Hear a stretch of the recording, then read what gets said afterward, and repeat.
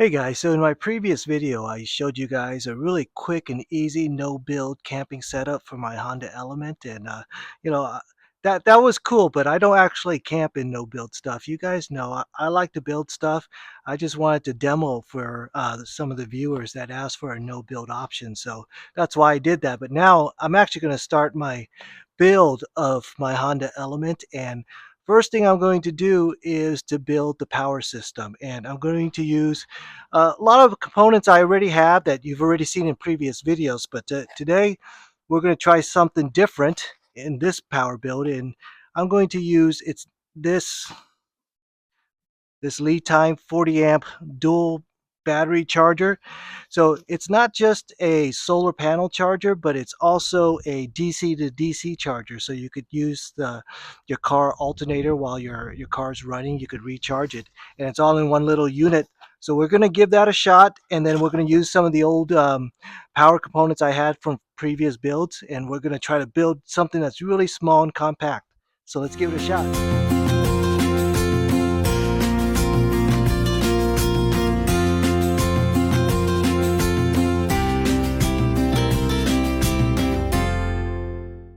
All right, so the components I'm going to use for this build is this mini 100 amp hour battery, and you could click that link up there. I already showed this in a previous video. This 400 amp inverter, and you could click that link up there. I've already showed this, and I'm going to use this DC to DC charger slash solar charger. So let's open this up and take a look at that. It's a dual input battery charger, so it's not just a DC to DC charger, it's a solar charger too. And that's what's key. Manual.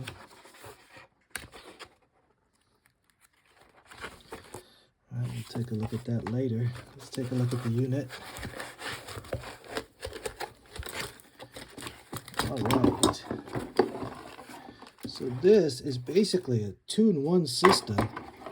It's a solar charger and a DC to DC charger. So I could use my car's alternator to charge my battery, while I'm running the car. And when I'm running or driving, when I'm still or driving, I could also use the solar panels. So that's going to be awesome. All right, so it comes with these types of connectors here. There's the pins, but let me show you. So these things go over like this, and they plug in like this. But you can see you will have to do some work. You will have to crimp your own wires and put these in to finish the connectors. Comes with screws. But this is going to simplify my system, and you can see it's not a very big unit. So it's 2-in-1, solar and DC to DC charger. So let's give it a shot. All right, so all these wires are 8 gauge, and 8 gauge is the wire that I'm also going to use to connect this side. All right, so the idea is that I wanted to build the power system right here so that when the chair is in the fully reclined position, everything will fit under here nice and neat, and I could still use this as a chair. And as a bed. That's a future thing. I won't get into that right now. But so I'm going to build the enclosure, and it's also going to be a storage area, not just for my power system, but it's going to be for my power system and additional storage. All right, so for the box underneath, I'm going to use these old wood floor planks, and it seems like it's just about the perfect height. So what I have to do is I need to trim off this tongue, and then I should have a pretty flat piece, flat top piece. Well, I should have a pretty even piece after I trim that off. All right, so I got the frame built, and it's gonna sit just like that. And now I could build the components on the inside. And if everything's right, this battery should be able to sit perfectly just like that. Okay, let's put in the other stuff. Right, so this is the idea. That's how I want to place it. This is going to hang over perfectly. So everything should be able to close. And once everything's plugged in, all the power stuff is contained to just this area right here. And then I could put up another barrier to divide my power stuff from all this extra storage that I also have. Okay, so for this guy, I don't want to put holes into the ground right here, so I'm gonna have a little piece of wood, drill it into here, and then mount the wood with angle brackets right there.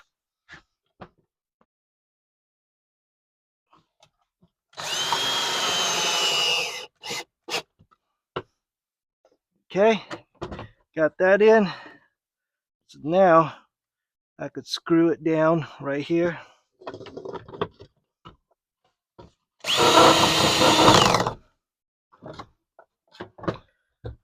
All right, let's put everything in.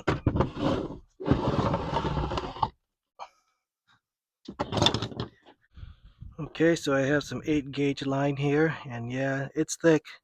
You kind of have to carry that much current. So I'm going to route here from the battery, which is connected to the alternator, and I'm going to route it the same way I routed the wiring for my fog lights.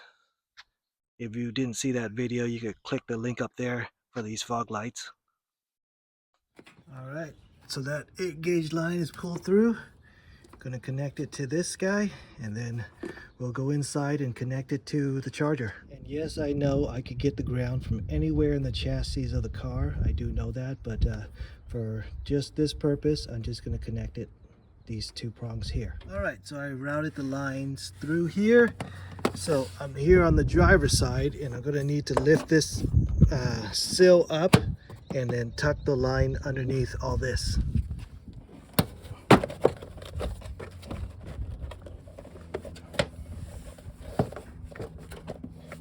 Okay, I don't have to take it all off. I just need to be able to lift up and then tuck under all the way.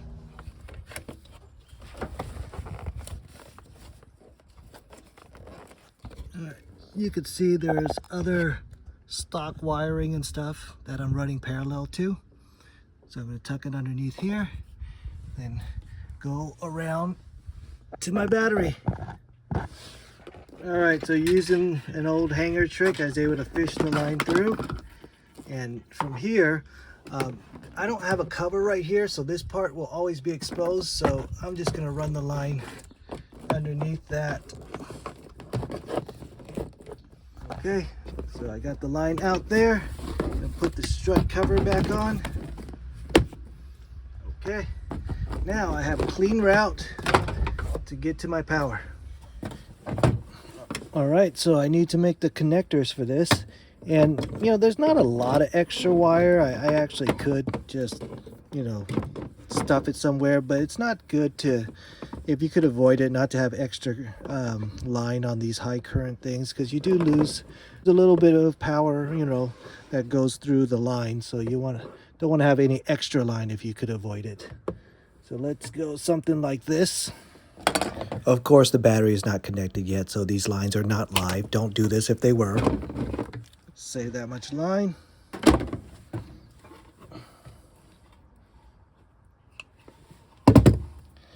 Yeah, it is thick 8-gauge wire, so you gotta work at it a little bit.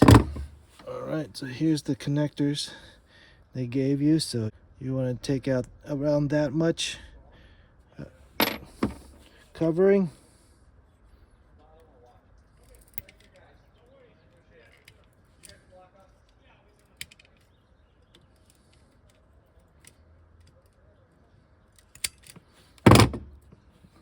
Okay, that's about right. Probably could have taken a little bit more, but should be good enough.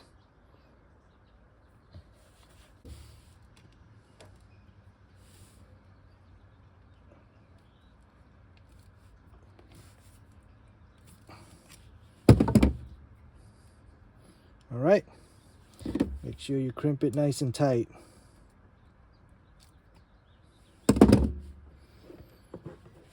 So do the same thing for this side. So you want to, since these guys are going to go in evenly into this thing, you want to kind of make sure these things are up at the same direction. So you don't want to flip one and have the other flip the other way.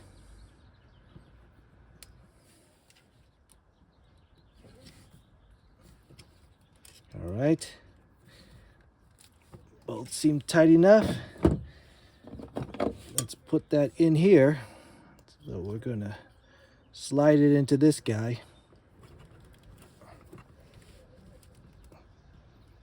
Okay, once it's in, so now when you pull it in and out, you'll be grabbing this and you won't be stressing the wires themselves. Now just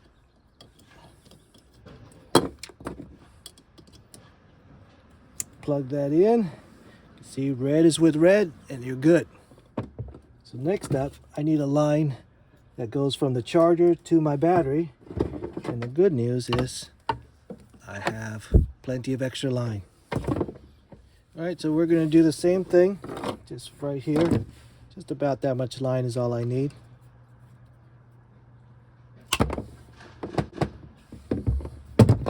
And we're gonna do the same thing and make a connector for this guy. Okay, so now we got a connector for him. Okay, so let's put in, now we need to make a connector to connect it to this prong. So you need a ring that's big enough for that.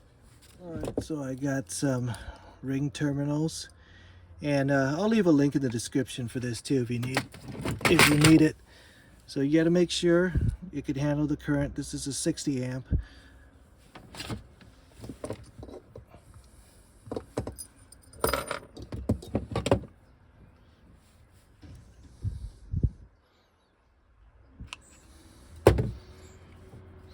All right, so this one you're gonna have to open up wide because it has to cover both, like that. Something like that's good enough. Okay, what you want to do is you want to get a sleeve.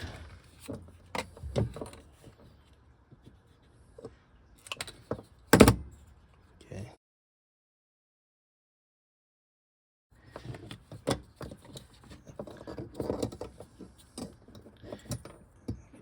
Put the sleeve through. Here we want just about that much.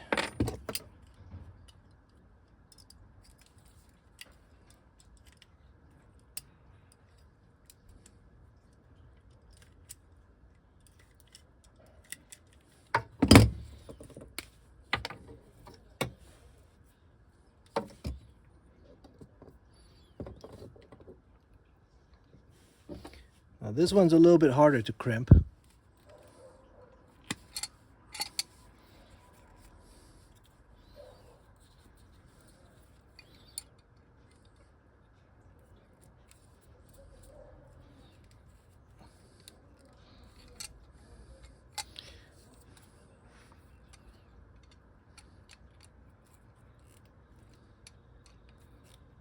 All right, so for this next step, I normally use a heat gun, but you know, most people don't have a heat gun.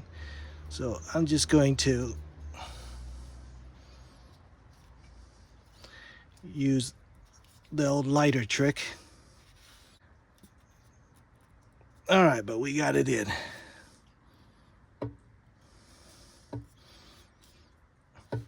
Okay, so the shrink fit,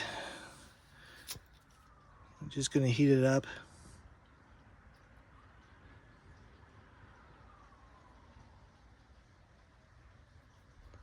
And again, I normally use a heat gun. I just wanted to show you guys this technique if you don't have a heat gun. Just be careful and not to be too aggressive with the flame, of course.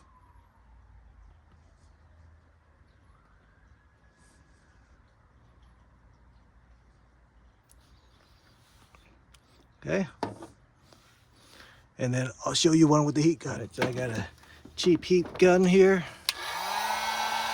Same concept.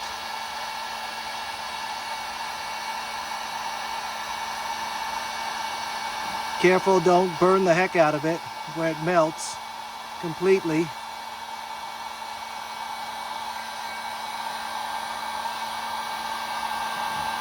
Yeah, just a little bit. You can see it's just easier with the heat gun. And now you have your terminals. This is a little bit hot right now because we just heated it up, so be careful. So now we could just connect it here.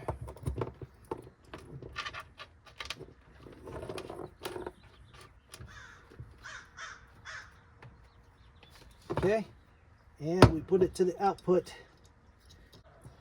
Okay, we'll make sure the black is with the black. Double check your work. Red, yellow. Okay, so now we got the power all set up. This, you would do the same for the solar panel, but I'm not going to do that today because I haven't decided how I'm going to do my solar panel setup yet, so I'm just going to leave this open. But one last thing we need to do is that we need to connect this line to the accessories of the car so that when you turn on your car, this will be active and charging. The instructions do say this is optional, that you don't need to do it, but I'd rather do it even though I don't have a smart alternator. So I need to get a signal from the car. This is not a high current signal. This is just a control signal. So that anything that's live when the car is on, that's what I want.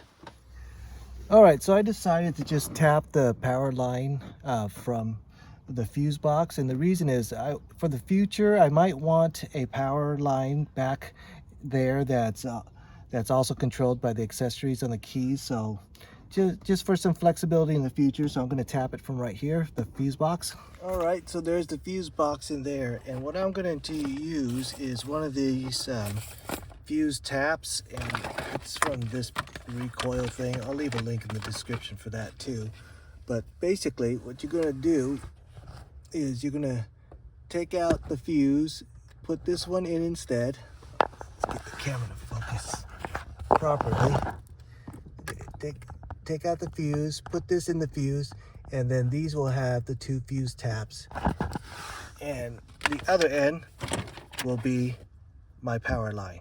Okay, all right, so I'm going to take the fuse tap right here, and that 15 amp fuse that I pulled out, I'm going to put it right here, and you can see it's connected just like it would be. But now there's a second one that piggybacks off that, and I'm going to put it another 15 amp right there. So now I'll be able to put it in and tap the line right here. I'm going to take this guy right here, and this ACG line, and that one right here is only live when the key is in the ignition, or key is turned in the ignition. Okay, so with my meter, I determined that the bottom pin is the pin that's live, and this is the top pin is the one that's fused. So I need to put this guy on the top side. All right, I had to put the phone down to plug it in, but there it is, plugged in, and here now I have the line that I'm going to route to the back. All right, so I routed it through exactly the same way I did these power lines. So I have this 12-volt signal that's only live when the key is in the ignition. Well, key is turned in the ignition, and that I'm going to tie to this line right here. So again, there's no power going here, no real current going there, but just in case for the future, I want to have a thicker line just in case I want to use this for recharging my phone or something like that. All right, so for these two connectors, I'm going to use male and female so that I could quickly disconnect it if I need to disconnect it.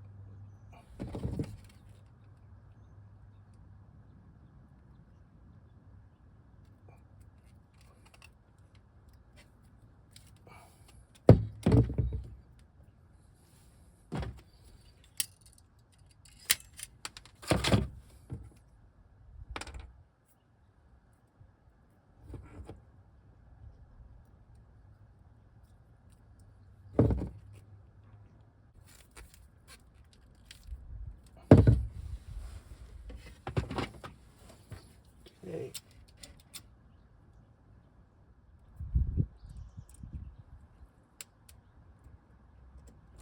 Okay, so That's connected, ready to go. Okay, so since I have such a small inverter, you know, my main goal is to use 12-volt power, and if ever I need to upgrade to a bigger inverter, I could. That's actually not very difficult, just swap that out.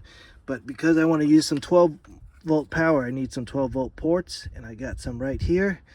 And maybe I'm gonna just put it right here, mount it to the side right here.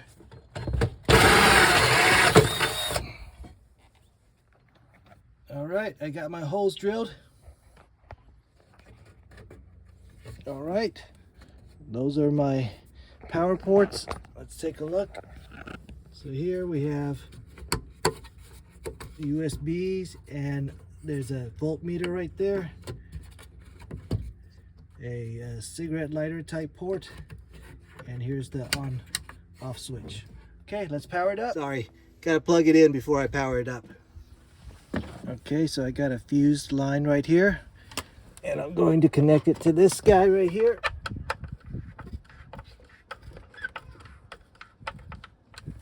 All right, got that hooked up.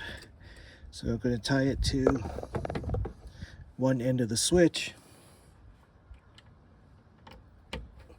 Okay, and then the other end of the switches will of course power these up, and then the ground goes there.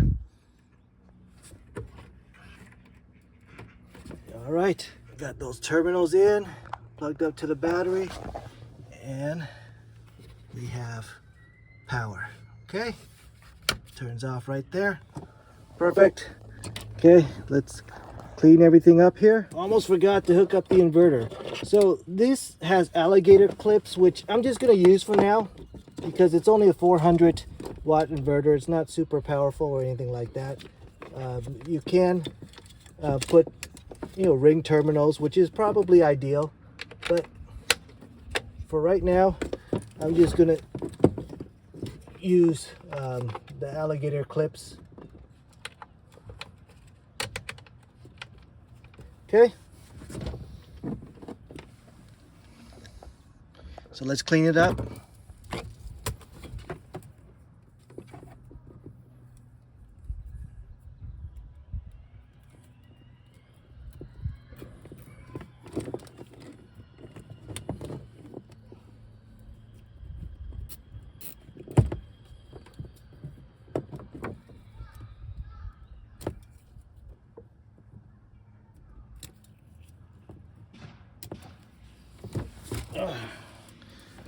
All right, let's hook up the car battery and give it a shot. All right, again, I created terminals. Going to connect my car battery to the system. That's the last step.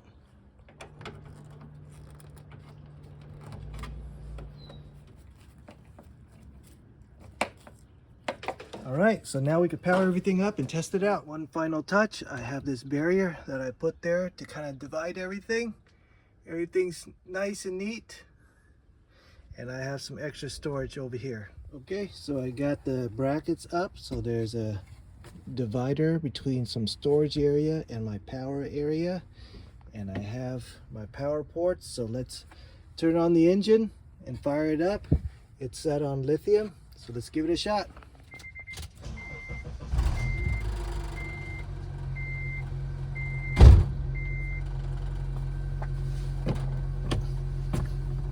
All right, you can see it flashing the charge now that the engine is on, so that's perfect. So let's check out everything else. Let's turn on the inverter. Okay, you can see the green light. The inverter is ready to go. Look at the power ports. Okay, 13.7. And I got some USB ports in there. Here's the cigarette lighter accessory type. And here's the power switch. Looking good. So let's see, let's put the chair back to make sure everything still covers up nicely. All right, so in the future when I build a bed, this is going to be ready to go.